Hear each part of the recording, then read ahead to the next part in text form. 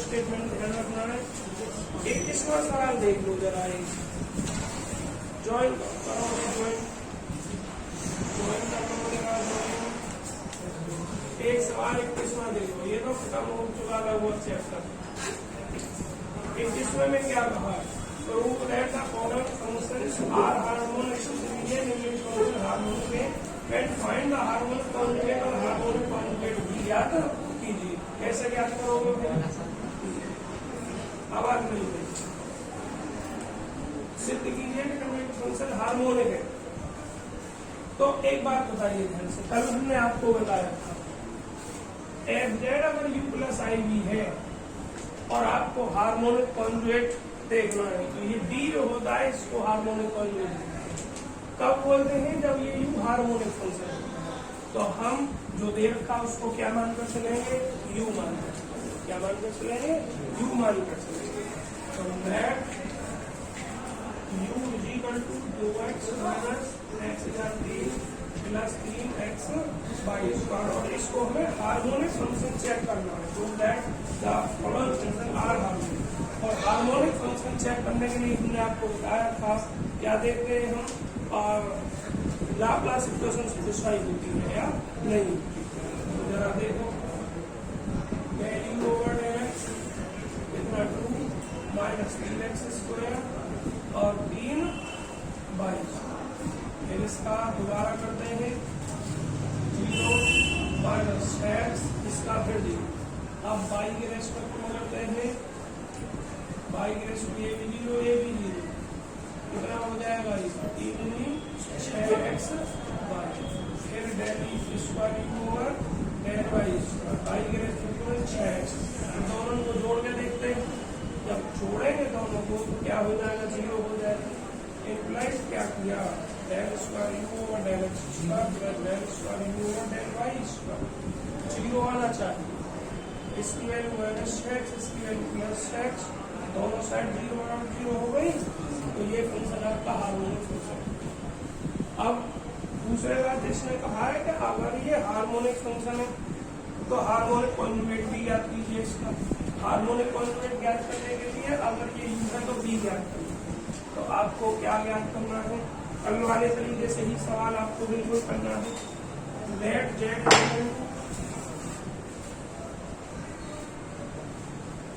Late क्या लिख रहे हैं हम? F z is equal to u plus i. इसका एक्स के रेस्पेक्ट में डिफरेंशिएट कर दो। एक्स के रेस्पेक्ट करेंगे तो del u over del x plus i del v over del x. अब हमारे पास बस del u over del x है यहाँ से ये ना, और del u over del y है यहाँ से। हमें del u over del x भी चाहिए, तो बाई कोची-रीमान इक्वेशन से, क्योंकि हार्मोनिक फंक्शन है तो एनालिटिक होगा। कल बताया था एनालिटिक के लिए कोची-रीमान इक्वेशन सेटिस्फाई होती है। तो बाई शॉर्ट में लिख रहा हूँ सी आर कोची-रीमान इक्वेशन से। देखो u x is equal to क्या होता है? वी वाई होता है, और u y is equal to minus v x होता है। तो आपको क्या चाहिए? वी एक्स चाहिए। तो हमारे पास यू वाई है ये ना, तो क्या हो जाएगा? V x is equal to minus u Y.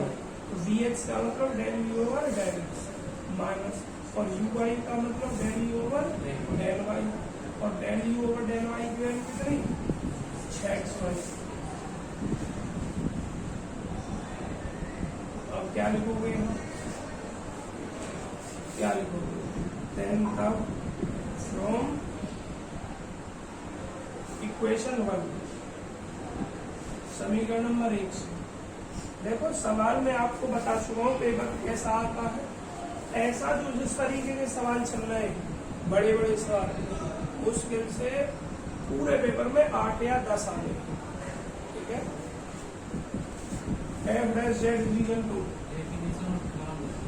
Definition statement, छोटे छोटे सवाल, बड़े सवाल मुश्किल से पूरे पेपर में 8 से 10 आने की। एफ डैश जेड क्या? Del u over del x का मान डायरेक्ट रख लेते हैं यहाँ से। कितना हो जाएगा? ये 2 minus 3x square plus 3y square plus i और del u over del x का मान minus 6x Y.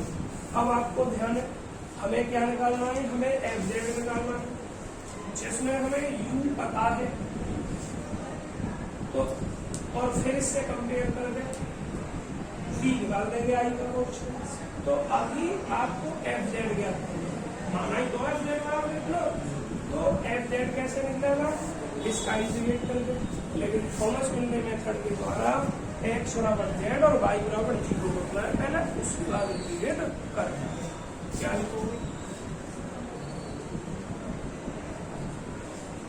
Integrated after putting क्या क्या पुट करने पर एक्स बराबर जेड एंड वाई बराबर एक्स बराबर जेड और वाई बराबर 0 ऐसी सिचुएशन में इसका इंटीग्रेट करना है। तो अभी इंटीग्रेट में पहले तो पुट कर रहे हैं हम एक्स बराबर Z 2 minus 3 Z square by 0 और यहाँ पे बाई 0 तो ये टोटल 0 हो गया अब आपका। अब इंटीग्रेट करो, नाउ इंटीग्रेट करेंगे तो ये एफ जेड हो जाएगा और इसका क्या जेड माइनस 3 गुनी 6 जेड। हाँ इंटीग्रेट कर रहे हैं तो इंटीग्रेट कर रहे हैं तो तभी तो सही किया था जेड तो माइनस और ये 3 जेड की हर 3 होते कितना और प्लस देखो अभी फिलहाल हमें नहीं पता आई जरूर पड़ेगी नहीं पड़ेगी, फिलहाल केवल सी लिख दिया है जरूरत के हिसाब से देखेंगे।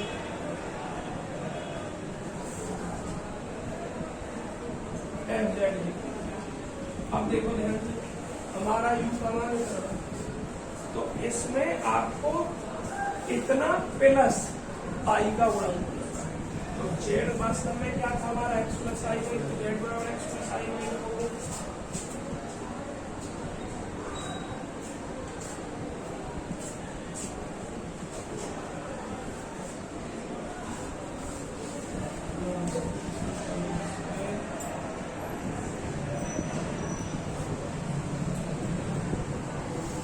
एक्स की घात 3 प्लस आई वाई की घात 3 तो आई की घात 3 क्या माइनस आई वाई की घात 3 plus 3a square b 3x square y into i plus 3ab square 3ab square i square y square ये हो गया और plus c f z equal to 2 into x plus i y minus x की घात 3 minus i y की घात 3 plus i into 3x square y और यहाँ आई स्क्वायर वैल्यू माइनस 1 तो ये माइनस 3x वाई प्लस सी। अब अलग अलग करते हैं रियल अलग इमेजिनरी 2x प्लस एक्स की घात 3 minus minus 3x y square 2x minus x की घात 3 plus 3x y square u मिल गया हमें पूरा का पूरा। अब देखो हमें आई का टर्म चाहिए ना तो इसमें तो आई है ना तो और ये रियल है फिर और इसमें सी लेना ना तो इसका अंदर कांस्टेंट हमें आई के रूप में जोड़ना पड़ेगा। ठीक है अब जहां जहां बचे वहां से आई को देखो आई है जिसमें बचेगा क्या हो जाएगा 2i और आई इसमें minus minus plus i common ले लिया वाई का 3 आई इसमें minus plus minus minus 3x square y और आई इसमें माइनस ले लिया प्लस ही लिया है प्लस तो ये जो होगा हमारा बी का मान हो जाएगा जिसको हम समझ में आया। देखो आंसर में इतना ही रखा गया समझ में आ गया। इस तरीके से सवाल बता दो पर तुम्हें ध्यान एक चीज रखना है एक एक चीज निकालने के एक से भी मेथड है या अलग अलग डिफरेंट चीजों के मेथड है अलग अलग तो उनमें डिफरेंस ध्यान रखना है सामने। एक किस्म सवाल हो गया कैपकट पूछे दो दूसरा अपने आप करोगे और भाई लिमिट से ज्यादा बड़ी कैलकुलेशन का सवाल नहीं पूछेगा। अब आपको देखना है example number 22 find the orthogonal trajectory of the family of curve. इस सवाल को देख लीजिए आप, ऑर्थोगोनल ट्रायजेक्टरी समझ में आ गया। फोटो खींच रहे कोई, जल्दी खींचो, कैसा उतार रहे हैं, जल्दी उतारो जो उतार रहे हैं। ऑर्थोगोनल ट्रायजेक्टरी कुछ नहीं है, सही निकालनी है।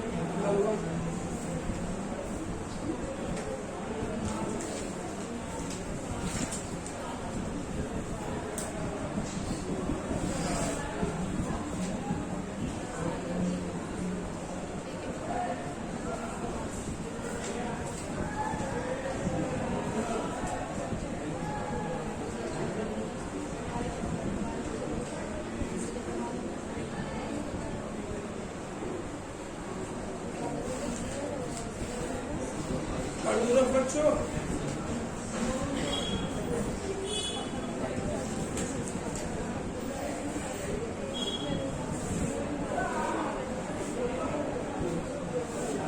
चलिए आवाज बंद करें। पहले तो मैं प्रोसीजर समझा दूंगा आपको, उसके बाद अगर आप कहेंगे पूरा डिटेल करने की तो मैं करूंगा, नहीं तो छोड़ दूंगा। Find the orthogonal trajectory of the family of curve. आपको दिया है कर्व की family x square minus y square plus x equal to c. Orthogonal trajectory आपको जब ज्ञात करना है तो इस टर्म को आप किसी भी वेरिएबल्स टर्म को देखो एफ जेड इक्वल टू क्या होता है, यू प्लस आई टी होता है। और ऑर्थोगोनल ट्रायजेक्टरी जो आपने सिद्ध की थी, यू इक्वल टू कोई कांस्टेंट और वी इक्वल टू कोई कांस्टेंट सिद्ध की स्टार्टिंग में जहाँ पढ़ा, तो आपको यू का मान कांस्टेंट के रूप में, वी का मान कांस्टेंट के रूप में निकालना।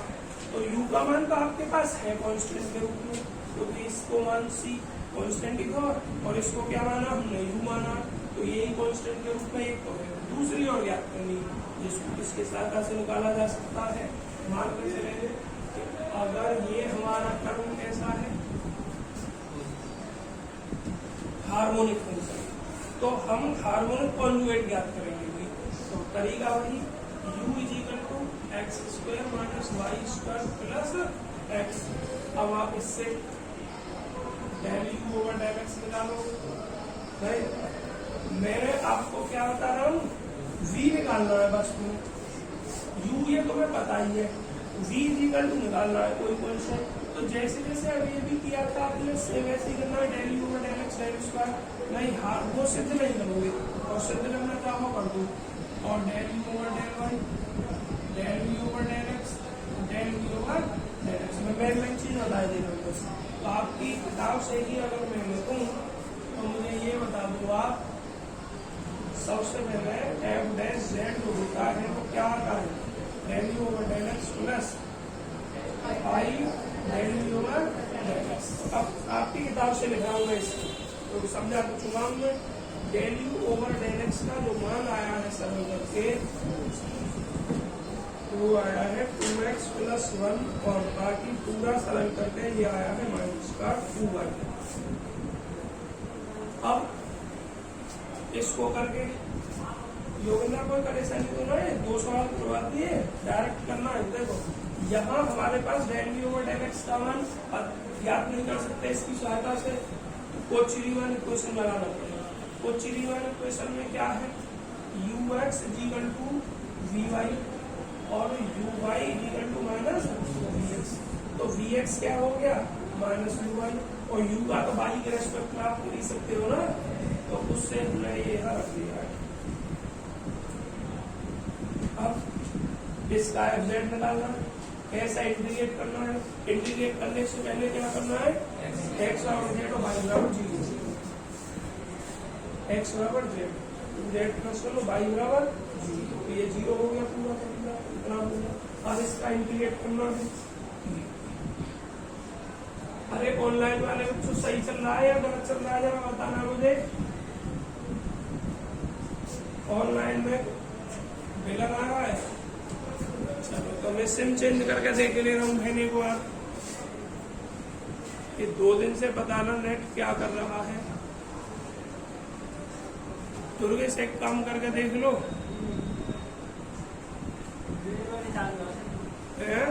अरे मैं तुम्हारे रिचार्ज कह रहा हूँ। एक मिनट बच्चों, मैं पीछे से बैक कैमरा को साफ करके देख ले रहा हूँ, हो सकता है उस पर धूल मिट्टी आ रही हो। लेट तो मेरे दोनों सिमों में है, फिर मैं सिम चेंज करके देख लूंगा।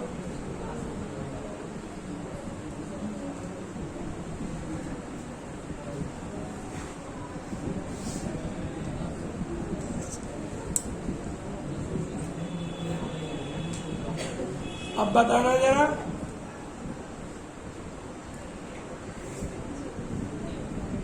अभी भी ऐसा है तो लास्ट कोशिश में सिम चेंज करके कर रहा हूँ, जियो की लगा के देख रहा हूँ। वैसे ये तो पॉसिबिलिटी कम ही होती है कि अगर एयरटेल से ना चलता तो जियो से भी नहीं चलता है, और मैंने जियो लगा के देख लिया। बच्चों नेट पे बहुत ज्यादा परेशान करते हैं, आ जाएगा या मैं होली के बाद भेजूंगा, नहीं भेजूंगा, केवल वीडियो बनाऊंगा बस, लिंक नहीं भेजूंगा।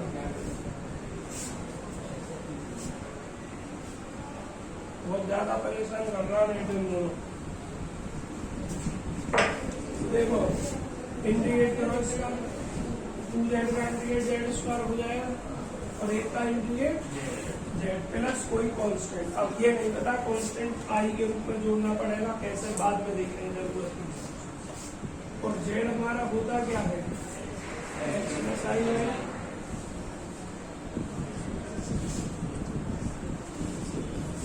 X square minus y square हो जाएगा, i square minus plus 2xy into i हो जाएगा, x plus i y plus c. आपको क्या देगा, आपको इतना लाना है, इतना जो कि तो इसको बन रहा है ना बन रहा है।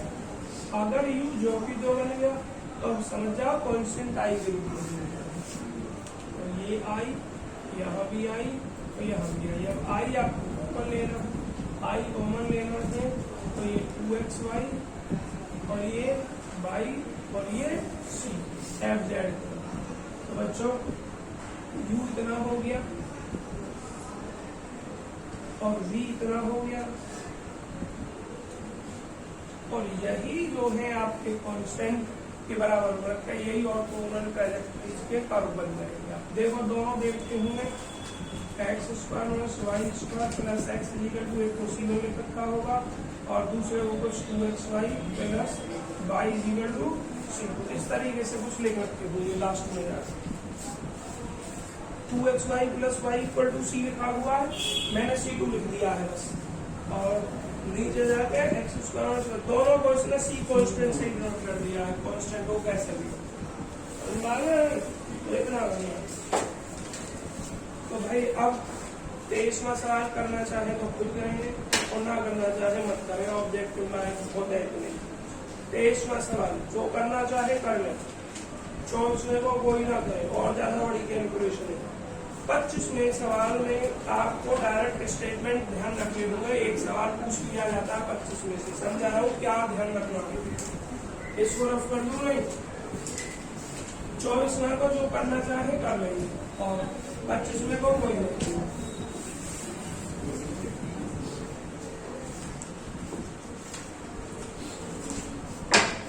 देखिए भाई कितने हो गए, खत्म हो गई भाई। सॉरी क्या है 25वें example, f z equal to u plus i v analytic function है, ध्यान रखना ऑब्जेक्टिव के लिए direct. F z equal to u plus i v analytic function है in a domain a domain D.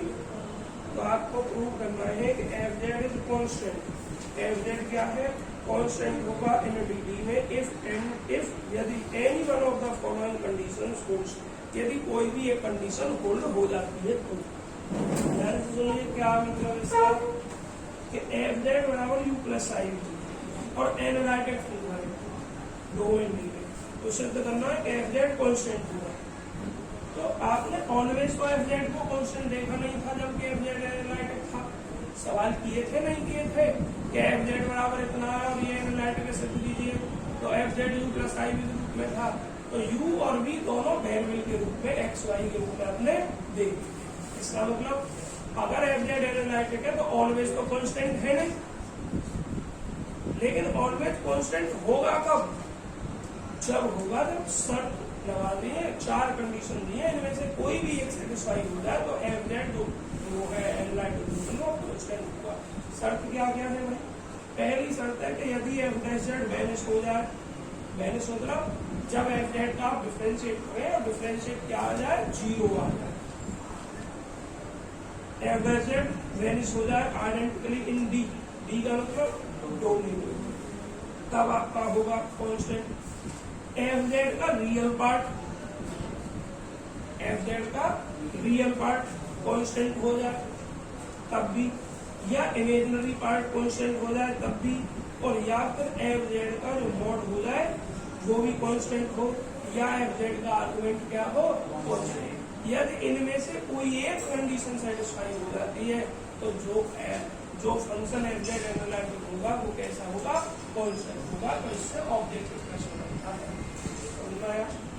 बाकी ये प्रूफ करने नहीं है, हालांकि छोटे छोटे प्रूफ है, लेकिन ऑब्जेक्ट में मत करना। बस इतना ही बहुत है आपका। अब एक्सरसाइज में मुझे एक बार होता है, डायरेक्ट ऑब्जेक्टिव एक्सरसाइज पढ़ा दी जाए, क्योंकि इतना नहीं आएगा ज्यादा डिस्क्रिप्टिव में, और डिस्क्रिप्टिव में कोई बड़ा सवाल आया तो एग्जाम्पल वाले आ जाएंगे, कोई नहीं है। अगर आप करना चाहें, आपकी इच्छा हो कुछ बच्चों की, तो निशान लगवाए दे रहा हूँ कौन कौन सा सवाल करके देखना है आपको। आवाज नहीं है, सब वही सवाल, कई सवाल ऐसे जो मैंने करवाए। अरे आवाज नहीं भाई।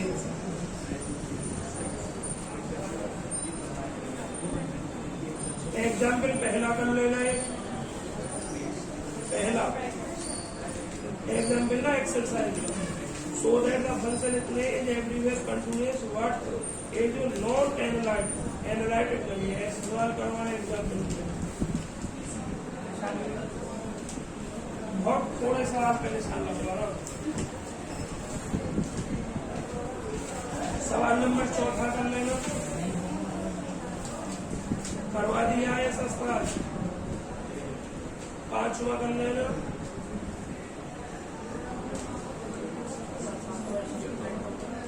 छठा 7वां स्टेटमेंट है। हाँ,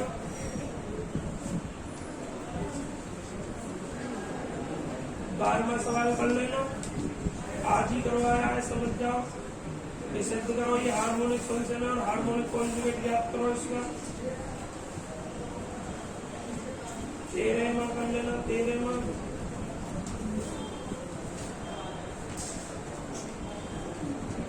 15वां डायरेक्ट स्टेटमेंट ऑब्जेक्टिव के रूप में फॉर्मूला याद रखना कि अगर कोई हार्मोनिक फंक्शन है सेटिस्फाई होता है डिफरेंशियल इक्वेशन लिखने को तो ये होगा। 16वां,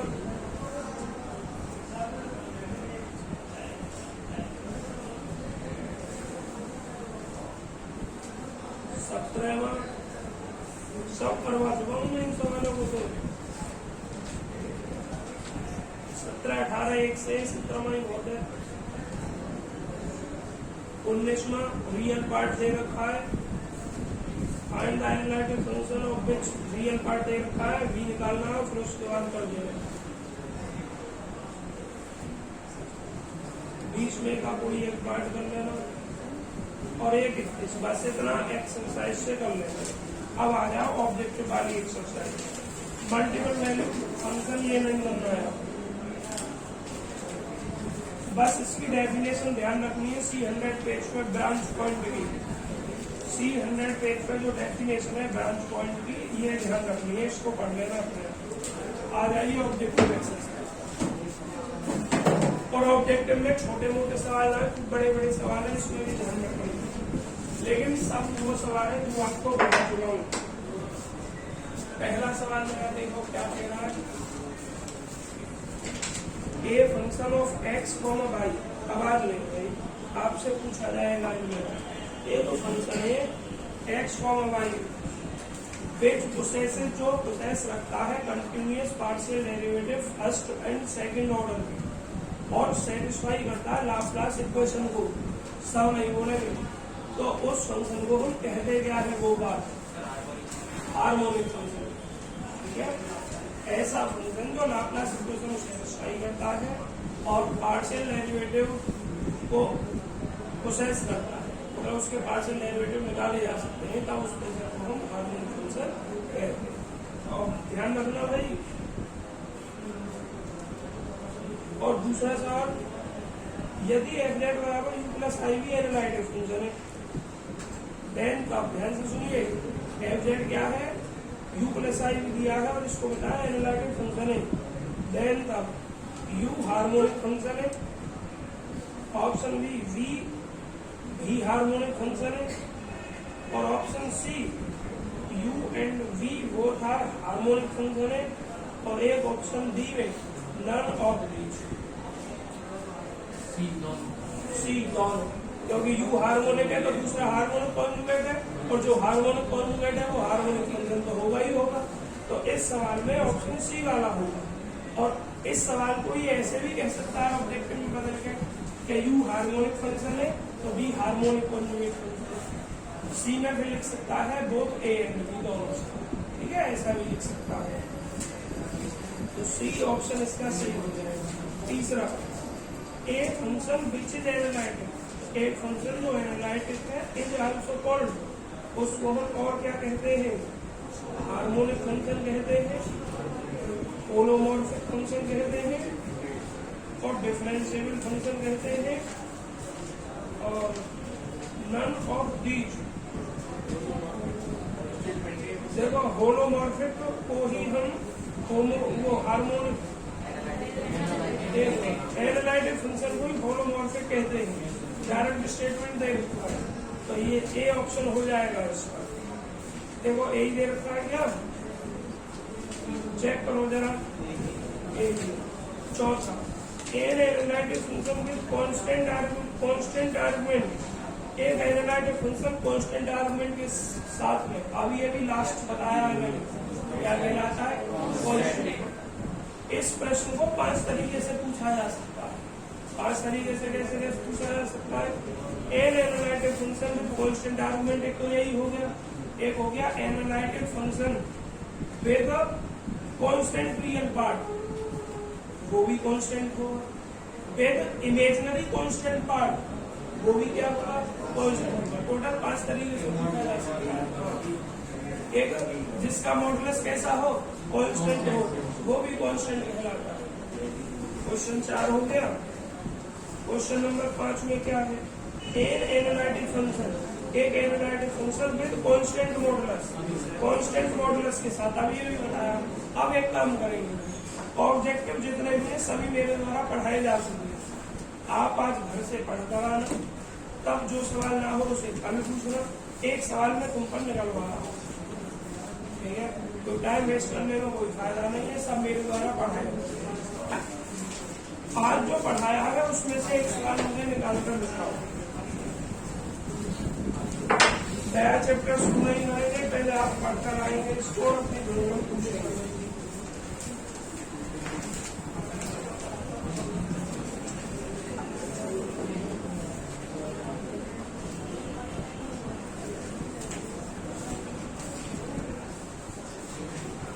अपना एग्जाम पे देखो, कुछ भी देखो, मुझे कोई प्रॉब्लम नहीं, सवाल करके दिखाओ मुझे। तो सवाल करके दिखाओ, पेज नंबर C86 में एग्जाम्पल नंबर 20 का 3rd पार्ट। और क्या है, कल पढ़ाया गया था ये, फाइंड द एनालिटिक फंक्शन। आपको एनालिटिक फंक्शन ज्ञात करना है, whose imaginary part, जिसका imaginary part is given by, imaginary part is given by, इससे दिया गया है 10 इनवर्स बाई अपॉन एक्स। जल्दी एनालिटिक फंक्शन निकाल के दिखाओ जिसका इमेजिनरी पार्ट इतना है, और ऑनलाइन वाले बच्चे भी करें और किताब से देखेंगे नहीं, फॉर्मूला देख सकते हैं, देखना होगा बस। कल पढ़ाया ये, उसी हिसाब से निकाल। हाँ ये v है आपका, v है, u आपको निकालना है, और फिर f z + u + i में u और v को रख देगा। करो जल्दी।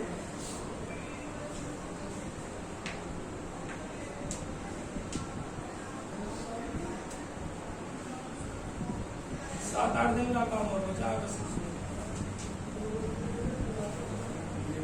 जो टोटल कोर्स कब तक निपट जाए? 10 दिन मानो मैक्सिमम बस। अच्छा टोटल ही ना मेरा मैं इस किताब की कह रहा हूँ, टोटल जिनका एलपी वगैरह रह गया उनकी वगैरह किताब से मत उतार देना, अपना अपना करना।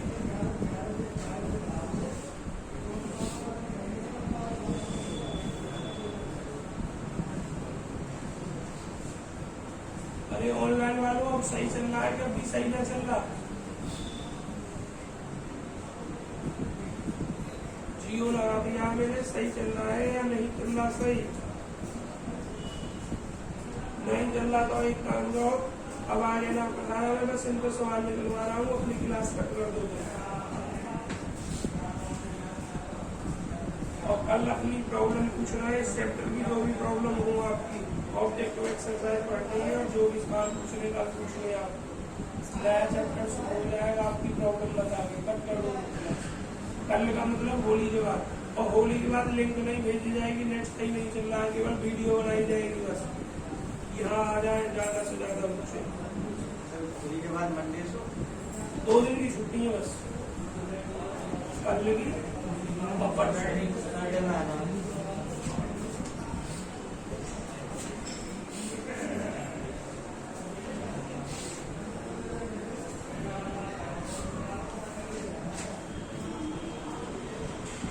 ऑनलाइन पढ़ाने में मन न लगता है, जब क्लास सही चलती है, क्लास चलती ना तो पढ़ाने में भी मन न लगता।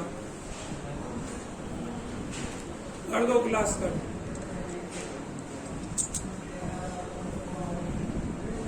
दुरेश तुम भी निकाल लो फोन अपना। बंद कर दो वीडियो,